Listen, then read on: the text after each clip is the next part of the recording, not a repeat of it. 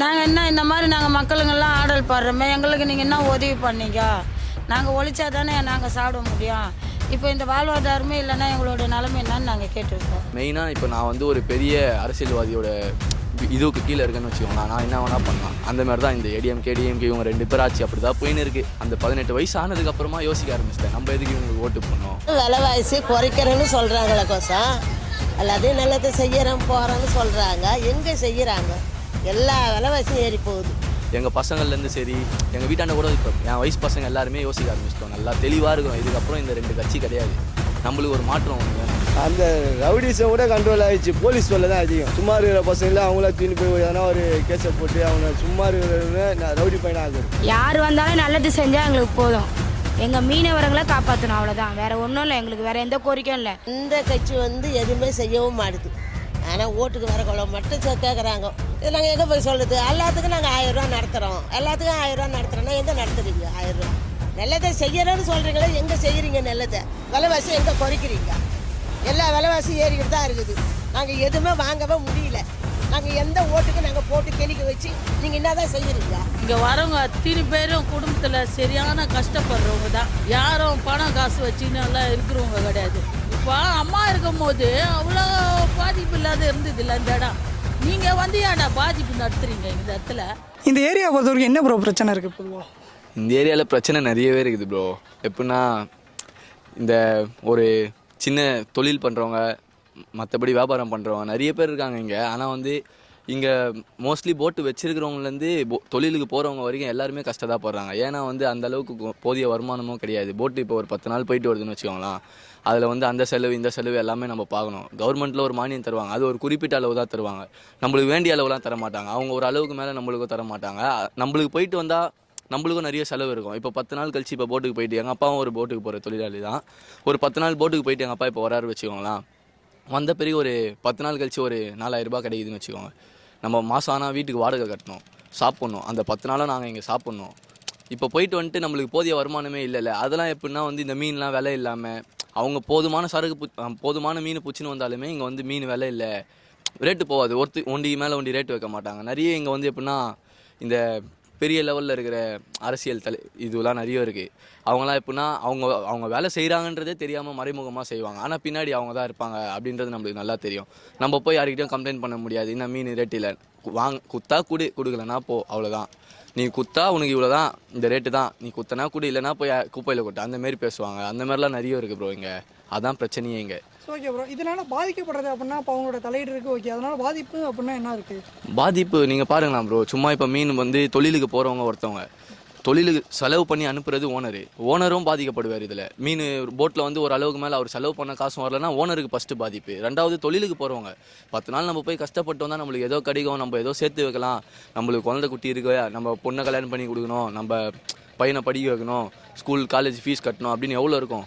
அவங்களும் படிக்க வைக்கணும்.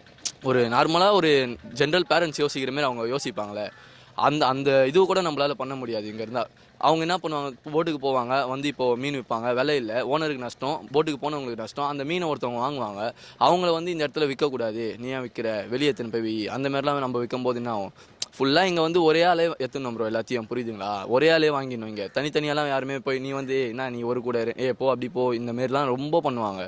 அதெல்லாம் நிறையவே இருக்குது ப்ரோ இங்கே வந்து.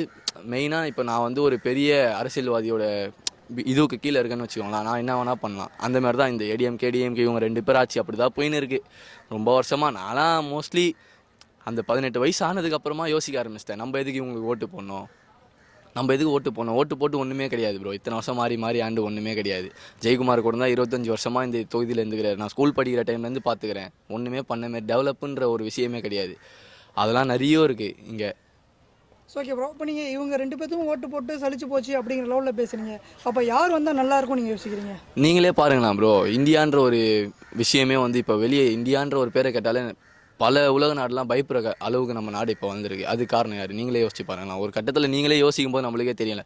இதுக்கு முன்னாடி பிரதமராக இருந்தவங்களாம் சரி, அப்போல்லாம் இந்தியாவை பார்த்தா எந்த அமெரிக்காவும் சரி, எந்த கண்ட்ரியாக இருந்தாலும் சரி, பார்த்தீங்கன்னா நம்ம ஒரு நாடா அப்படின்ற மாதிரி தான் யோசிப்பாங்க. இப்போ நீங்களே பாருங்களா, வேர்ல்டு லெவலில் நம்மளோட எக்கனாமிலேருந்து நம்மளோட பொருளாதாரம் எல்லாமே வந்து மோடி வந்ததுக்கப்புறமா தான் ப்ரோ. அவர் தான் 10th எக்கனாமிலேருந்து 5th எத்தனை வந்தவருக்கு அசால்ட்டாக சொல்கிறாருல ப்ரோ, இன்னும் ஒரு 5 இயர்ஸில் நான் வந்து செகண்டுக்கு வருவேன், அதுக்கப்புறம் ஃபஸ்ட்டும் ஆகலான்னு அவர் தான் அழகாக சொல்கிறாரு. நம்ம யோசிக்கும் போதே தெரியுது ப்ரோ, இந்த படிப்பறிவு இல்லாதவங்க வந்து அந்த காலத்தில் வாழ்ந்தவங்களாம் கொஞ்சம் அப்படி தான் ப்ரோ இருப்பாங்க. ஏடிஎம்கே இந்த கட்சி அந்த சின்னத்தை பார்த்து பார்த்து ஓட்டு போட்டவங்களாம் அதெல்லாம் அந்த காலம். இப்போலாம் அப்படி கிடையாது, யோசிக்க ஆரம்பிக்கிறோம் நாங்கள் எல்லாருமே. இதுக்கு முன்னாடி கூட ப்ரோ எங்கள் அப்பா எங்கள் அம்மா அதுக்கு முன்னாடி எங்கள் தாத்தா பாட்டி எல்லாருமே சரி இந்த அதிமுக திமுக இந்த கட்சி இது எப்படின்னா வந்து இதுக்கு முன்னாடி நடிகர் ஒருத்தவர் அதில் அதிமுகவில் எம்ஜிஆர்னு சொல்லிட்டு ஒரு சைடு ஓட்டு போடுவாங்க. அதுக்கு முன்னாடி நல்ல தலைவர் அவர்லாம். ஆனால் இப்போலாம் வந்து எப்படின்னா நாங்களாம் கொஞ்சம் யோசிக்க ஆரம்பிச்சிட்டோம் ப்ரோ. இதெல்லாம் வந்து ஒரு 50 வருஷமாக பார்த்துட்டோம். அவங்கள பார்த்து 50 வருஷமாக நான் பார்க்கலனாலுமே இவங்க ஓட்டு போட்டு இவங்க இன்னும் டெவலப்பே இல்லாமல் தான் இருக்கிறாங்க நாம் பார்த்த வரைக்கும்.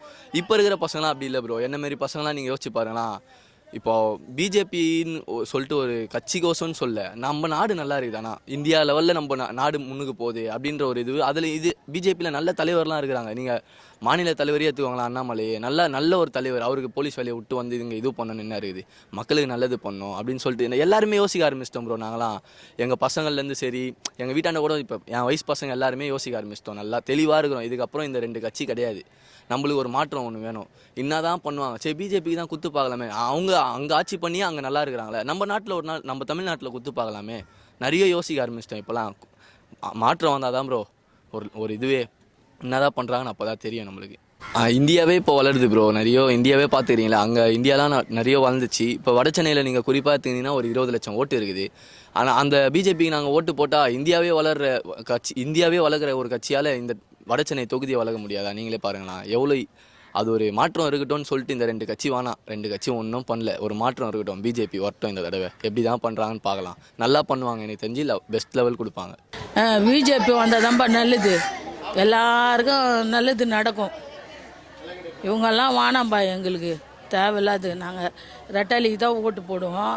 நான் ரெட்டையில கட்சிக்காரி, நான் ரெட்டாலிக்கு தான் ஓட்டு போடுவோம். ஆனால் பிஜேபி மேலே வரணும்பா. கருணாநிதி வீராசாமி வந்து இப்போ வந்து எம்பியாக இருக்காரு. அவர் எதுவும் மக்களுக்காக இங்கே எதுவும் பண்ணியிருக்காரா, நீங்கள் எதுவும் பார்த்துருக்கீங்க? நான் அவர் இந்த ஏரியாலே பார்த்ததில்ல, இங்கே நான் பார்த்ததே இல்லை. பார்த்தது சரி, ஓகே. அதையும் இப்போ வந்து இங்கே மக்கள் வந்து பயங்கரமாக அந்த மழை வெள்ளம் அந்த ஜனவரி மாதம் வந்துச்சுன்னா மழை வெள்ளம் அது ரொம்பவே பாதிக்கப்பட்ட பகுதியில் இதுவும் ஒன்று. அந்த மாதிரி நேரத்தில் இங்கே தான் இப்போ எப்படி இருந்துச்சு? எவனுமே வரல, ஒன்றுமே இங்கே ஆகலை, எல்லாமே அவங்கவுங்க பண்ணிக்கிறாங்க. நாங்களே தான் ஹெல்ப் பண்ணிக்கிறோம் தவிர எவனுமே இங்கே வந்து பார்க்கல, சும்மா பப்ளிசிட்டி தான் வந்து பண்ணிக்கிறாங்க. இப்போ இந்த ஏரியாவில் நீங்கள் இருக்கீங்க, ஓகே. இந்த ஏரியா எந்த அளவு டெவலப் ஆகிருக்கு, இன்னும் எவ்வளோ நீங்கள் டெவலப் ஆகணும்னு நினைக்கிறீங்க? டெவலப்மெண்ட்டே ஒன்றுமே இல்லை இங்கே. மோர் தென் 30 இயர்ஸ் மேலே டெவலப்மெண்ட்டே இல்லை இங்கே. நீங்கள் வேணால் இந்த ரோடு பாருங்கள், ரோடு போட்டுருக்காங்களா பாருங்கள், ரோடே இல்லை. இப்படி தான் நாங்கள் வாழ்கிறோம். அவங்களுக்கு கான்ட்ராக்ட் கொடுக்காம அவங்கவுங்க இருக்கிற இடத்துல அவங்கவுங்க வாழ்கிறதுக்கும் அவங்களுடைய தொழில் வளர்கிறதுக்கும் உதவி செய்யணும். அந்த வகையில் எந்த கட்சி செய்தோ அது மக்கள் விரும்புவாங்க. அதுதான் இந்த இடத்த வந்து அப்புறப்படுத்தி வேறு யாருக்கோ கொடுக்கறதுக்கு இந்த இடத்த வந்து ஆக்கிரமிப்பு பண்ணுறதுக்கு முயற்சி செய்கிறாங்க. அதை தவிர்த்து மக்கள் அவங்கவுங்க இருக்கிற இடத்துல அவங்கவுங்களுக்கு வாழ்வாதாரம் கொடுத்தா நல்லாயிருக்கும்னு நினைக்கிறேன். அதுதான் எங்களுடைய கோரிக்கையாக இருக்கும். யார் நல்லது பண்ணுறாங்களோ அவங்க தான் ஜெயிப்பாங்க. இப்போ வந்து இப்போ இந்த தொகுதியோட எம்பியாக இருக்கு கருணாநிதி வீராசாமி இருக்காரு. அவரு நீங்கள் தொகுதி பக்கம் பார்த்தீங்களா, எதுவும் பண்ணியிருக்காரா? இது வரைக்கும் யாருமே வந்தது கிடையாது. எலெக்ஷன் அப்போ பார்த்ததோட சரி யாருமே வந்தது கிடையாது. எல்லா பகுதிக்கும் எதனா பண்ணியிருப்பாங்க மழை வெள்ளம் பாதிக்கப்பட்டதுக்கு. நம்ம ஊருக்கு சிங்காரவன் நகர்ன்ற ஊர் ஒன்றுத்துக்குமே இது இல்லை, யாருமே வந்து பார்க்க மாட்டாங்க.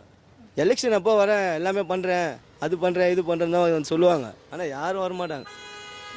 மக்கள்லாம் இந்த மீனவ ஜனம் தான் எல்லாருமே. இந்த கருவாடு இது மீன் இதுதான் எங்கள் பொழைப்பு.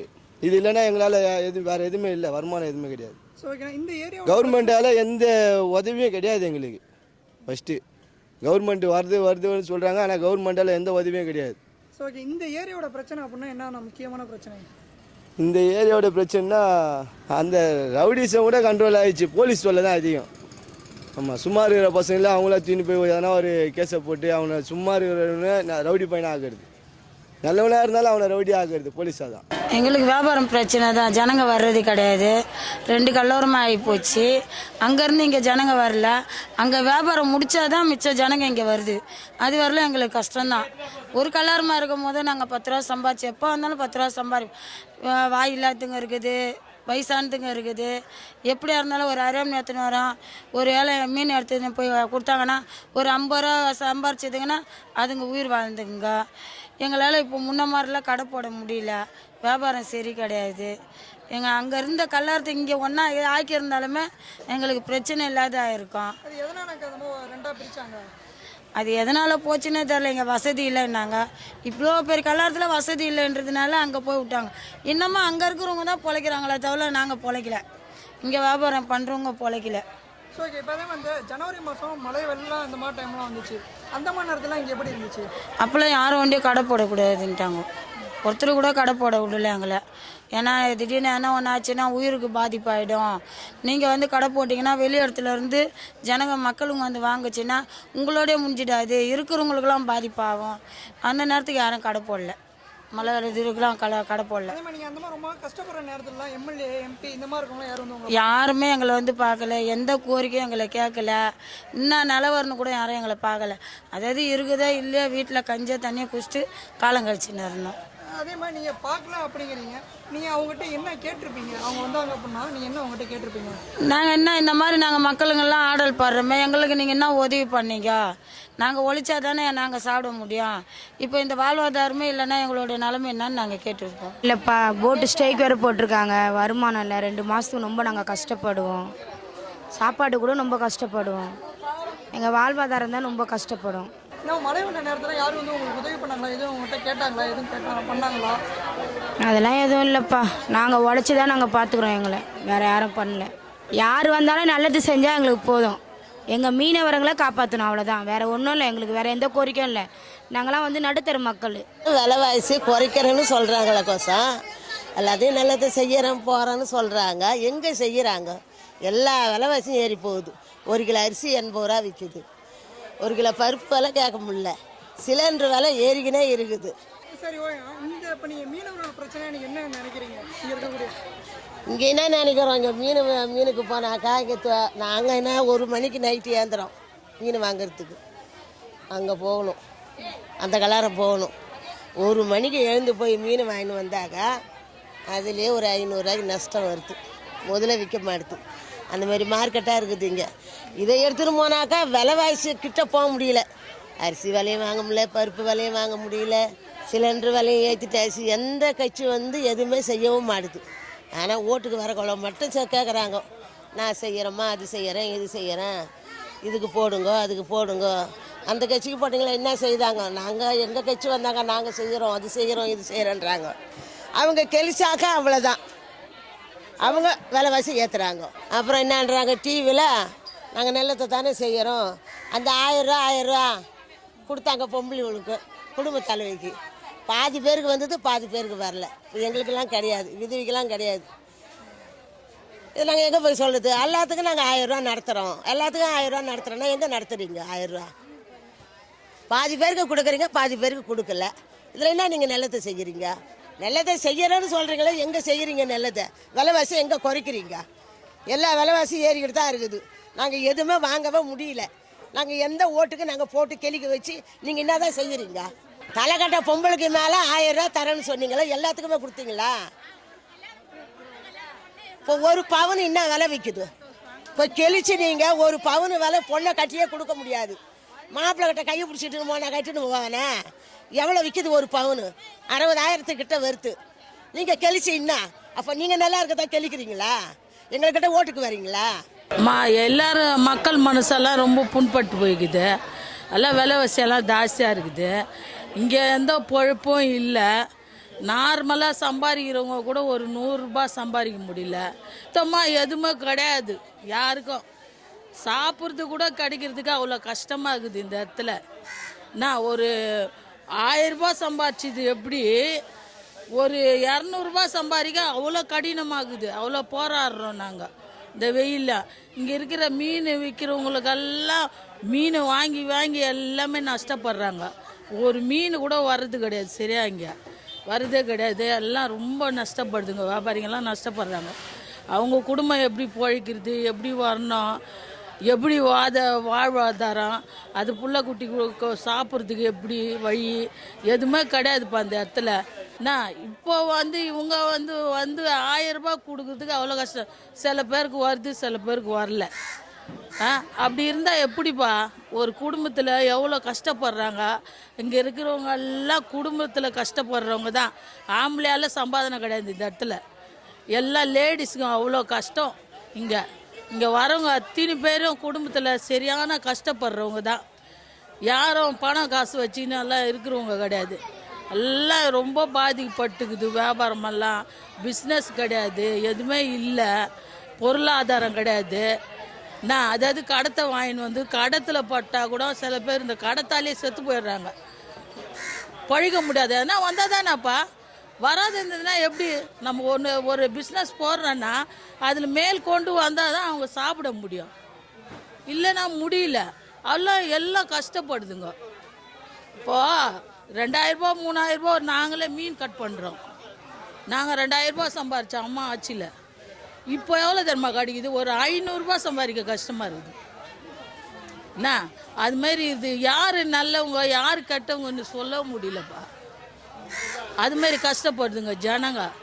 நான் எப்பயுமே ஒரு குடும்பத்தில் இருக்கிறவங்க 10 பேர் சாப்பிட்றோம். 10 பேருக்கு தேவையானது சம்பாதிச்சா தானேப்பா சம்பாதிக்க முடியும். இங்கே அது கூட கிடைக்கல. ஒரு 100 ரூபா கிடைக்கிறதுக்கு அவ்வளோ கஷ்டப்படுது ஜனங்க. இங்கே மீனை வாங்கி வச்சா எல்லாம் விற்றுருவாங்க. ஞாயிற்றுக்கிழமைனா எவ்வளோ ஜனம் ஓடியாரம் தெரியுமா? எல்லாம் விற்றுருவாங்க. விலை விலை விலை விலை. போட்டுக்காரங்க என்ன பண்ணுவாங்க? அவங்களும் 10 குடும்பத்துக்கு சோறு போடுறவங்க. அவங்களுக்கு 10 லட்ச ரூபா வர இடத்துல ஒரு 3 லட்சம் வந்தால் என்ன பண்ணுவாங்க? அவங்க குடும்பத்துக்கு கூலி கொடுத்து ஆள் கூலி கொடுத்து இத்தனை போட்டு வச்சுன்னுக்கிறவங்களுக்கே சம்பாதனை கிடையாது. அப்படி இருக்கும்போது அவங்க எப்படிப்பா மீன் தொழிலுக்கு போவாங்க? அவங்களுக்கு எதுனா வந்தால் தானே 10 குடும்பத்துக்கு சோறு போட முடியும். இங்கேயும் வரல. இங்கேயும் அவங்க வாங்கி விற்கிறாங்கன்னா நல்லா விலை வருமாப்பா வருமா. இப்போ அம்மா இருக்கும் போது அவ்வளோ பாதிப்பு இல்லாத இருந்தது இல்லை இந்த இடம். நீங்கள் வந்து ஏன்டா பாதிப்பு நடத்துறீங்க? இந்த இடத்துல ஏன் நடத்துறீங்க? எல்லாம் ஏழைப்பட்டவங்க தானே, எல்லாம் இருக்கப்பட்டவங்க கிடையாது. எல்லாம் பார்மரி மனுஷன் தான். குடும்ப கஷ்டம், பிள்ளைங்க சரி கிடையாது, புருஷன் சரி கிடையாது. என்ன அந்த மாதிரி கஷ்டப்படுறவங்க தான் மீன் விற்கிறவங்க. அத்தனை பேரை சொல்கிறேன். யாரும் வந்து ஆம்பளை சம்பாதனை கிடையாது இந்த இடத்துல மட்டும். எல்லாம் பொம்பளைங்க தான், லேடிஸ் தான்.